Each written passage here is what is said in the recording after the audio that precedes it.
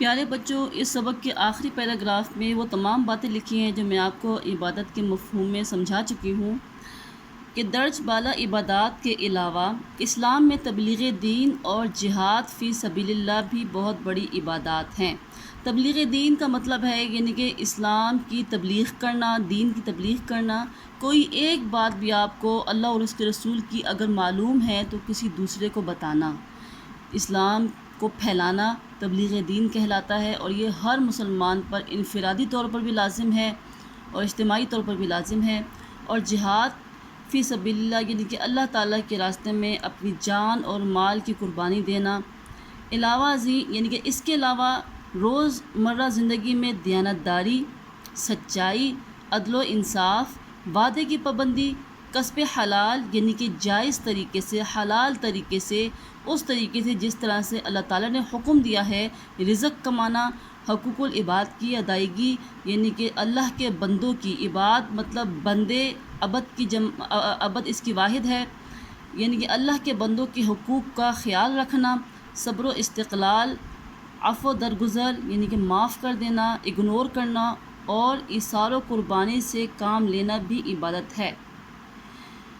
غیر مسلموں سے حسن سلوک اور جانوروں پر رحم کرنا بھی نیک اعمال ہیں اور عبادت کے زمرے میں آتے ہیں۔ اپنی ذمہ داریوں کو خلوص نیت اور پوری محنت سے انجام دینا بھی عبادت ہے۔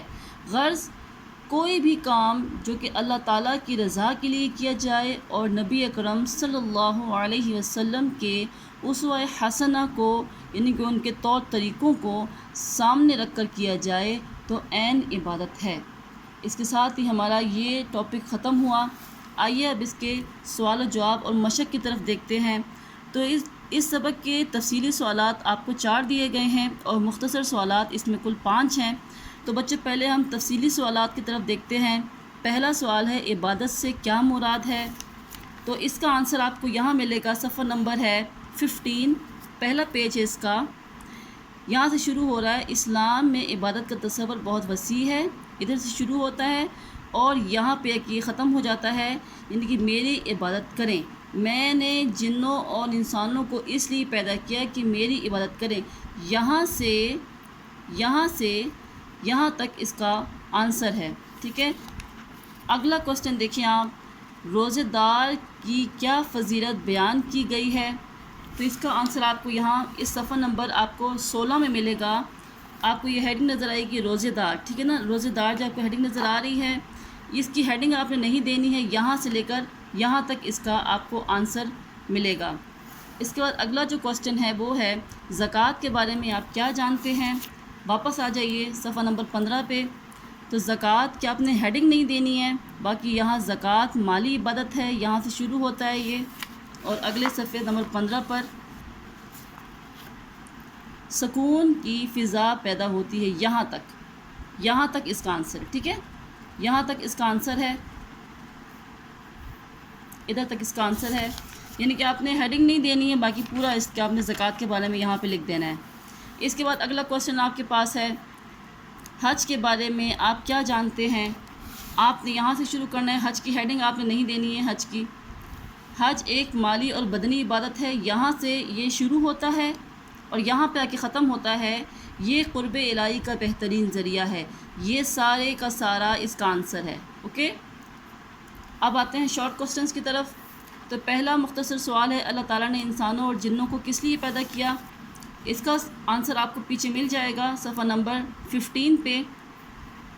یہاں سے دیکھیں آپ، اللہ تعالیٰ نے انسانوں اور جنوں کو اپنی عبادت کے لیے پیدا کیا۔ اللہ تعالیٰ کا ارشاد ہے وَمَا خَلَقْتُ الْجِنَّ وَالْإِنسَ إِلَّا لِيَعْبُدُونَ۔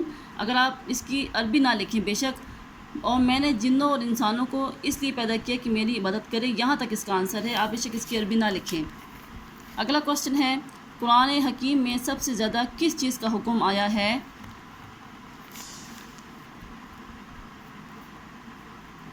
یہاں دیکھیں آپ، نماز کی آگے ہیڈنگ ہے، نماز کی ہیڈنگ نہیں دینی آپ نے۔ دوسرے مختصر سوال کا جواب ہے اسلامی عبادات میں سے نماز سب سے افضل عبادت ہے، نماز دین کا ستون، نماز جنتی کنجی ہے، اور اللہ تعالیٰ اور اس کے رسول رسول پر ایمان کے بعد سب سے محبوب عمل نماز ہے۔